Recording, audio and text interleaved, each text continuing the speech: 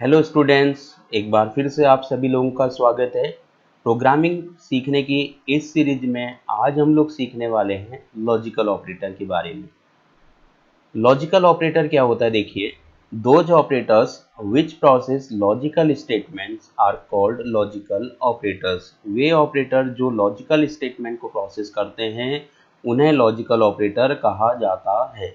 अब logical statement क्या होते हैं? जैसे एक एग्जांपल मैंने यहाँ पे ले लिया है, आर यू पास्ड, क्या आप पास हैं। इस क्वेश्चन के दो आंसर्स हो सकते हैं, या तो यस होगा या तो नो होगा। अब दो से ज़्यादा भी आंसर नहीं हो सकते, दो से कम भी नहीं हो सकते, तो दो ही आंसर होंगे, या तो यस होगा या तो नो होगा।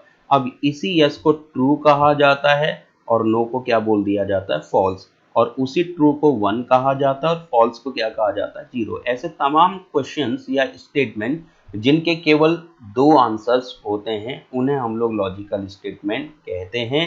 और इस तरीके के स्टेटमेंट को जिन ऑपरेटर के थ्रू हम लोग प्रोसेस करने की कोशिश करते हैं उन ऑपरेटर को लॉजिकल ऑपरेटर कहा जाता है। तो प्रोग्रामिंग में जो लॉजिकल ऑपरेटर होते हैं वो तीन तरीके के होते हैं। पहला होता है एंड ऑपरेटर, सेकंड होता है और ऑपरेटर, थर्ड होता है नॉट ऑपरेटर। इसमें और ऑपरेटर को हम लोग ऐसे रिप्रेजेंट करते हैं और नॉट ऑपरेटर को हम लोग सिंपली रिप्रेजेंट करते हैं यहाँ पे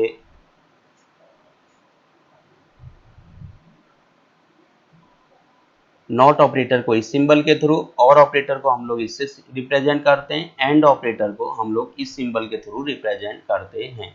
इसमें नॉट ऑपरेटर जो होता है वो सिंगल ऑपरेंड यानी कि केवल एक इनपुट एक्सप्रेशन पे काम करता है, ये केवल एक सिंगल ऑपरेंड पे काम करेगा। तो यहाँ पे केवल एक सिंगल ऑपरेंड होगा। और ये जो दो रिमेनिंग होते हैं एंड ऑपरेटर और ऑपरेटर, ये दो या दो से ज़्यादा ऑपरेंड पे काम करते हैं। तो अब यहाँ ऑपरेंड क्या है? वेरिएबल या एक्सप्रेशन जिन पे एक्शन लिया जाता है उन्हें हम लोग ऑपरेंड बोलते हैं। तो फिलहाल एंड ऑपरेटर जनरली हमारा मल्टीप्लिकेशन करता है और ऑपरेटर क्या करता है? एडिशन करने के काम में आता है डिजिटल इलेक्ट्रॉनिक्स में। तो जब भी हम लोग मल्टीप्लिकेशन करेंगे मिनिमम मुझे क्या कितनी संख्या चाहिए? दो चाहिए। और एडिशन करने के लिए भी मिनिमम मुझे कितनी चाहिए? और दो चाहिए। तो दो या दो से ज़्यादा संख्याओं पे ही हम लोग एडिशन और मल्टीप्लिकेशन कर सकते हैं। तो फिलहाल लॉजिकल ऑपरेटर एंड और हमारे दो या दो से ज़्यादा ऑपरेंड पे काम करते हैं और लॉजिकल ऑपरेटर नॉट हमारा केवल एक सिंगल ऑपरेंड पे काम करता है। अब हम लोग इसको समझ लेते हैं। देखिए एंड ऑपरेटर क्या है? And operator represented by this symbol, it combine the result of two or more then to expressions. ये दो या दो से अधिक एक्सप्रेशंस के रिजल्ट को कंबाइन करता है। It provides result true only in that case when all the input operands are true. ये हमें ट्रू रिजल्ट केवल उसी सिचुएशन में देता है। ट्रू मीन्स 1, हमें ट्रू सिचुएशन केवल उसी सिचुएशन में ट्रू रिजल्ट ऑब्टेन करा रहा है जब दोनों इनपुट, देखिए फर्स्ट इनपुट भी ट्रू है, सेकंड इनपुट भी ट्रू है, तभी हमको आउटपुट क्या मिल रहा है? ट्रू। तो फिलहाल ये हमने जो बना रखा है ये हमारा ट्रूथ टेबल यहाँ पे क्रिएट हुआ है। तो जो यहाँ पे इंटरमीडिएट के स्टूडेंट हमारे हैं वो इजिली इसको आइडेंटिफाई कर पा रहे हैं, समझ पा रहे होंगे। लेकिन जो हाई स्कूल में स्पेशली ICSC बोर्ड के स्टूडेंट, उनको थोड़ा थोड़ा सा शायद इसको समझने में दिक्कत हो रहा होगा कि ये ट्रूथ टेबल क्या है। लेकिन हमारे जो यूपी बोर्ड के स्टूडेंट्स हैं उनको, या स्टेट बोर्ड्स बहुत सारी जगहों पे ये लॉजिक गेट 10th क्लास में ही इंट्रोड्यूस हो जाता है, इसलिए वो लोग इसको भी समझ पा रहे होंगे। तो हम ये बता दें कि जो ये लॉजिक ऑपरेटर है ये specially digital electronics Boolean algebra में यूज होता है और बूलियन अलजेब्रा बनाया था जॉर्ज बूले ने। अब जॉर्ज बूले ने अपनी बातों को समझाने के लिए एक टेबल का सहारा लिया था जिसे हम लोग ट्रूथ टेबल कहते हैं। अब ट्रूथ टेबल में जितनी भी कॉम्बिनेशंस या पॉसिबिलिटीज हो सकती है किसी एक्सप्रेशंस को, उनको हम लोग रोज के थ्रू रिप्रेजेंट करते हैं। यहाँ पे देखिए रोज के थ्रू हम लोगों ने रिप्रेजेंट करा है। तो यहाँ पे नंबर ऑफ पॉसिबिलिटीज हमारी 4 है, 1 2 3 एंड 4 पॉसिबिलिटीज हैं। अब ये 4 पॉसिबिलिटी क्यों हैं, 5 क्यों नहीं है, 3 क्यों नहीं है? देखिए उसका रीजन क्या होता है, जो नंबर ऑफ पॉसिबिलिटीज होती हैं वो डिपेंड होता है फॉर्मूला 2 पावर n पे। तो यहाँ n क्या है? Number of input signals. Number of input signals जो हैं हमारे n होता है। तो नंबर ऑफ इनपुट सिग्नल क्या है मेरा? 2 इनपुट सिग्नल्स के लिए मैंने इसको बनाया है।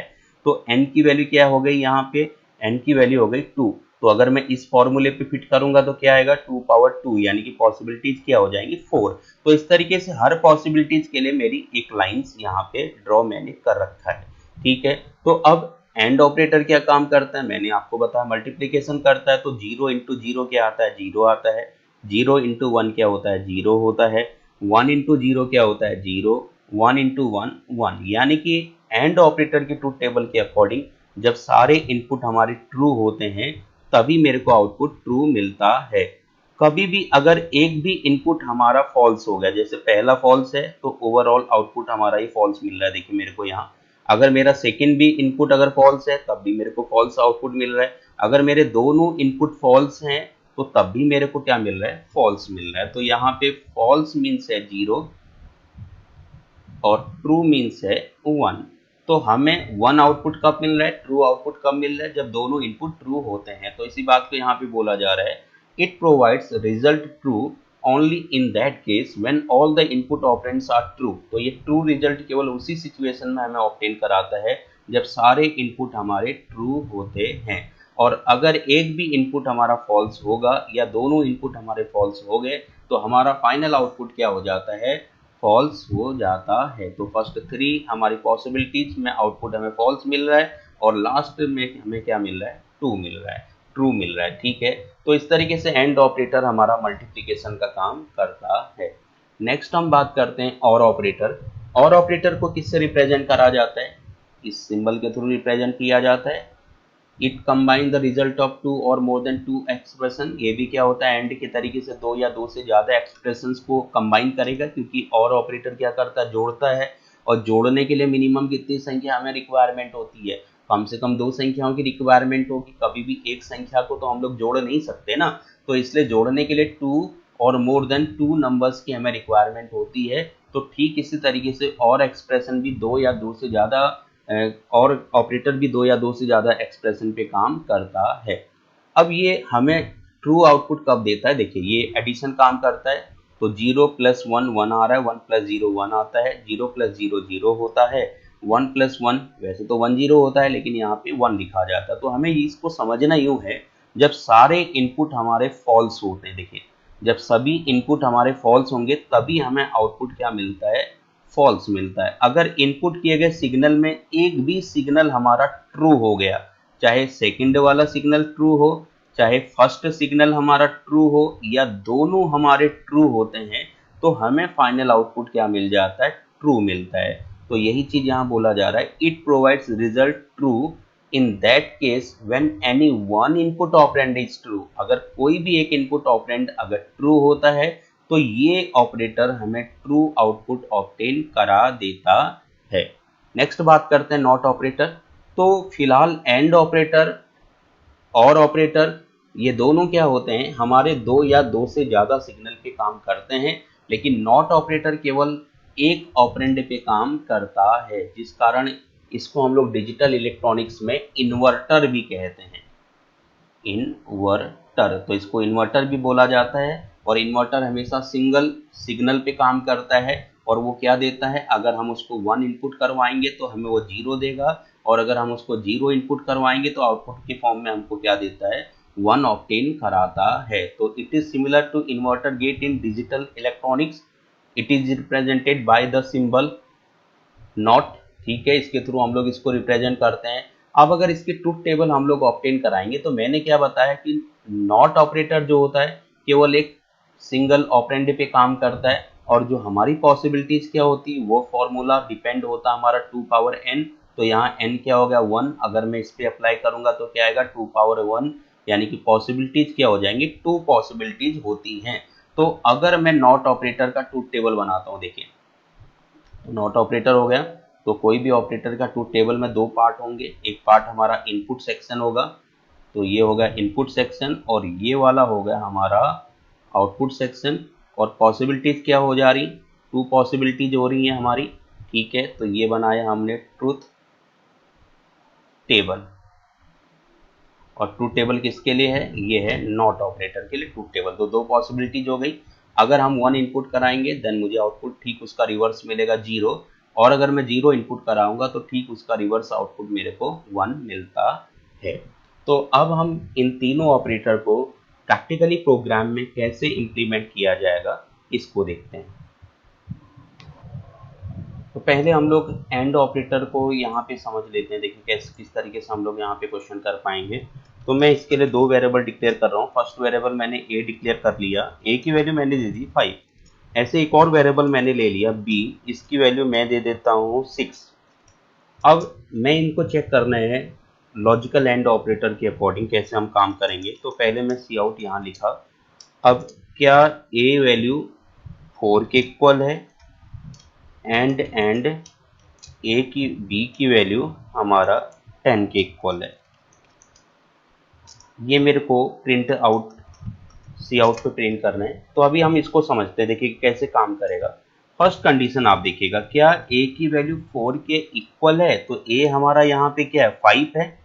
ए जनरली क्या है 5 है। क्या ये 4 के इक्वल है? नहीं है। तो 4 के इक्वल नहीं है तो फर्स्ट वाला कंडीशन हमारी क्या हो गई, अगर मैं इसको समझूंगा तो ये कंडीशन हमारी हो गई फॉल्स, यानी कि ए 4 के इक्वल नहीं, क्योंकि ए की वैल्यू क्या है 5 है।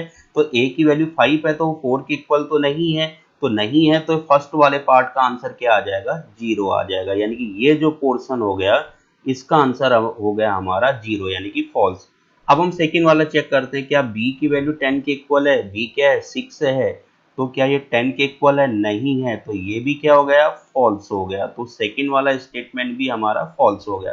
तो फाइनल हमें आउटपुट क्या मिलने वाला है, इस फाइनल एक्सप्रेशन का आउटपुट क्या मिलने वाला देखिए। तो एंड ऑपरेटर मल्टीप्लाई करेगा तो 0 इंटू 0 यानी कि क्या हो जाएगा 0। तो फाइनल आंसर क्या आने वाला है हमारा 0 आने वाला है। यानी कि अगर मैं इसको रन करता हूँ इस प्रोग्राम को तो हमारा फाइनल आंसर जो आएगा वो 0 आता है। तो देखिए आपके सामने हम इसको रन कर रहे हैं। तो रन करने के लिए हम प्रोग्राम में करेंगे कंट्रोल F9। तो जैसे ही मैं कंट्रोल F9 करता हूँ तो देखिए फाइनल आंसर हमारा क्या आ गया, 0 आ जाता है। तो यानी कि अगर दोनों इनपुट हमारे फॉल्स होते हैं तो मुझे फाइनल आंसर क्या मिलता है, फॉल्स। अब अगर मैं फर्स्ट इनपुट को ट्रू कर दूं, जैसे हमारा ए की वैल्यू क्या 5 के इक्वल है, हाँ है, तो ये कंडीशन क्या हो गई, ट्रू हो गई। ठीक है, तो फर्स्ट इनपुट हमारा यहाँ पे हो गया 1। तो पहला वाला इनपुट हमारा ये सही है। ठीक है, ए की वैल्यू 5 के इक्वल है, कंडीशन ट्रू हो गई। क्या बी की वैल्यू 10 के इक्वल है, सेकंड वाला देखिए नहीं है, तो कंडीशन क्या हो गई, फॉल्स हो गई। यानी कि इसके लिए फॉल्स हो गया, इसके लिए ट्रू हो गया। दोनों मल्टीप्लाई करेंगे, एंड लगा हुआ है, तो फाइनल आंसर क्या मिलना चाहिए मेरे को, 0 मिलना चाहिए। तो हम इसको चेक कर लेते हैं। देखिए क्या फाइनल आंसर हमारा 0 आने वाला है इस पर्टिकुलर केस में। तो कंट्रोल F9 में करूंगा तो देखिए फाइनल आंसर हमको क्या मिल गया, 0 मिल जाता है। अब हम इसी को नेक्स्ट अगर चेक करते हैं, सपोज मैंने इसको रिमूव कर दिया। अब हमारा a की वैल्यू क्या है, a की वैल्यू है 5। अब मैं इसको चेंज कर दूं, मैंने कर दिया क्या, a 7 के इक्वल है और b क्या 6 के इक्वल है। यानी कि अब मैंने सेकंड वाले को ट्रू कर दिया है। अभी के केस में क्या देखिए, क्या a की वैल्यू 7 के इक्वल है। ठीक है, फर्स्ट वाला आप कंडीशन चेक कर रहे हो, a की वैल्यू क्या 7 के इक्वल है, नहीं है, तो ये क्या हो गया, 0 हो गया। सेकंड वाला देखिए, क्या b की वैल्यू 6 के इक्वल है, हाँ है, तो कंडीशन क्या हो गई, ट्रू हो गई। तो ट्रू मीन्स क्या हो गया 1, यानी कि इसके लिए 1 हो गया और इसके लिए क्या होगा 0। दोनों के बीच में एंड लगा तो एंड क्या करता है, मल्टीप्लाई। तो 0 इंटू 1 इक्वल 0। तो फाइनल आंसर क्या आना चाहिए हमारा, 0 आना चाहिए। यानी कि ये एक्सप्रेशन भी हमको 0 आउटपुट ऑब्टेन करता है। तो मैं इसको रन करता हूँ, देखिए प्रोग्राम को। तो कंट्रोल F9 हमने किया। ठीक है, कंट्रोल F9 कर देते हैं हम। देखिए फाइनल आउटपुट हमारा फिर से 0 आ गया। तो अब हम क्या काम कर रहे हैं, अब हम दोनों को ट्रू चेक करते हैं। देखिए कि दोनों ट्रू हमारा आता है या नहीं आता है। तो मैंने यहाँ पे किया। ठीक है, मैं यहाँ प्रोग्राम को पूरा डिस्प्ले हो जाए। अब आप देखिए, क्या ए की वैल्यू 5 के इक्वल है और बी की वैल्यू 6 के इक्वल है। अब मैंने दोनों ट्रू कर दिए हैं। अभी के कंडीशन में हम लोग समझेंगे। देखिए यहाँ आते हैं, ए की वैल्यू क्या 5 के इक्वल है, हाँ है, तो कंडीशन क्या हो गई, ट्रू, यानी कि 1 हो गया। बी की वैल्यू 6 के इक्वल है, हाँ है, कंडीशन क्या हो गया, ट्रू हो गया। तो यानी कि फर्स्ट वाला भी 1 आया, सेकंड वाला भी 1 आया, दोनों का क्या होता है, मल्टीप्लाई हो जाएगा, क्योंकि एंड लगा है। तो फाइनल आंसर क्या आ जाएगा, 1। तो अभी के केस में हमारा ये फाइनल आंसर 1 आना चाहिए। तो अब हम इस प्रोग्राम को रन करते हैं। देखिए कंट्रोल F9 करेंगे तो फाइनल आंसर हमारा 1 आ चुका है।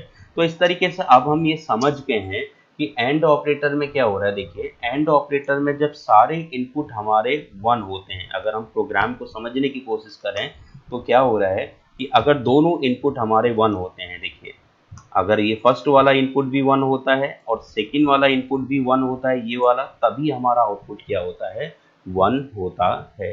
तो इस तरीके से हम लोग जहां जहां रिक्वायरमेंट होगी एंड ऑपरेटर को यूज कर सकते हैं। तो अब हम बात करते हैं और ऑपरेटर के बारे में। तो मैं इसको और में लगा देता हूँ। देखिए मैं इसी को और करता हूँ। तो और के अकॉर्डिंग क्या है, देखिए अगर दोनों ट्रू हैं, अभी के केस में क्या है, देखिए क्या a 5 के इक्वल है, हाँ है, कंडीशन क्या हो गई, ट्रू हो गई। तो कंडीशन ट्रू यानी कि ये वाला हमारा 1 हो गया। सेकंड क्या b की वैल्यू 6 के इक्वल है, हाँ है, कंडीशन क्या हो गई, ट्रू, तो ये भी 1 हो गया।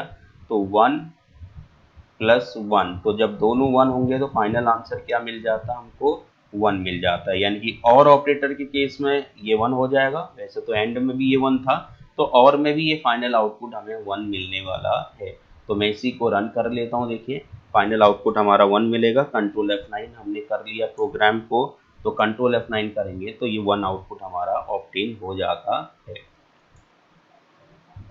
अब सेकंड कंडीशन हम लगाते हैं। मान लीजिए मैंने a की वैल्यू क्या कर दी, 5 के इक्वल है, लेकिन b की वैल्यू क्या 10 के इक्वल है। अभी के केस में देखिए या 20 के इक्वल है। अभी इसके अकॉर्डिंग अगर मैं चेक करता हूँ क्या a 5 के इक्वल है, हाँ है, तो कंडीशन क्या हो गई, ट्रू, तो ये हो गया 1। क्या b 20 के इक्वल है यहाँ पे, क्योंकि b है 6, 20 के इक्वल है, नहीं है, तो ये हो गया 0। फाइनल आंसर क्या आएगा, फर्स्ट आएगा 1, सेकेंड आएगा 0, तो इसको हम ऐड करेंगे तो हमको 1 मिलेगा। तो फाइनल आंसर हमारा 1 होना चाहिए।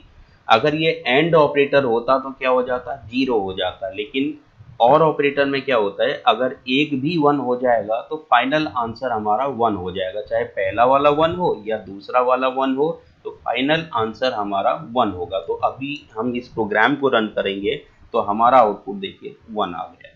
ठीक है, तो इस तरीके से हम लोग ये आसानी से कर पा रहे हैं क्वेश्चंस को। अब नेक्स्ट एक और कंडीशन हम इसी में लगा रहे हैं कि मैंने इसको रिमूव कर दिया।